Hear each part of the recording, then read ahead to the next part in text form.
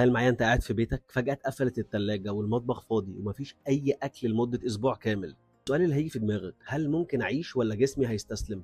في الفيديو ده هنجاوب على السؤال المرعب، هل الإنسان يقدر يعيش من غير أكل أسبوع كامل؟ وهنكشف أسرار جسمك وقت المجاعة، إيه اللي بيحصل في أول 24 ساعة؟ إمتى الجسم بيبدأ ياكل نفسه؟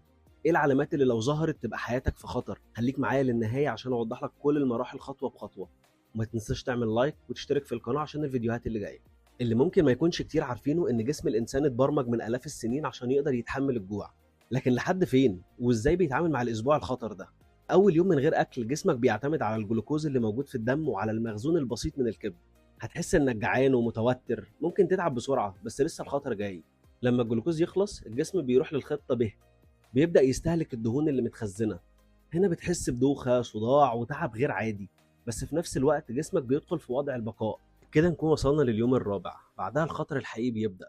الجسم بيبتدي يكسر البروتينات، يعني العضلات نفسها. هنا بتحس بضعف شديد، تركيزك بيقل ونفسيتك بتنهار. لكن الأغرب إن المخ بيبتدي يشتغل على الكيتونات اللي طالعة من الدهون بدل السكر. لو استمريت من غير أكل الأسبوع كامل جسمك هيكون استهلك جزء كبير من طاقته ومخزونه. ممكن تفضل عايش بس هتكون في حالة إنهاك خطير. وده مش معناه إن أي حد يجرب، لأن لو عندك أمراض المناعة هتنهار أسرع، وممكن يحصل انهيار كامل للأعضاء. إذا هل الإنسان ممكن يعيش من غير أكل أسبوع كامل؟ الإجابة ممكن، لكن بتمن غالي جدا.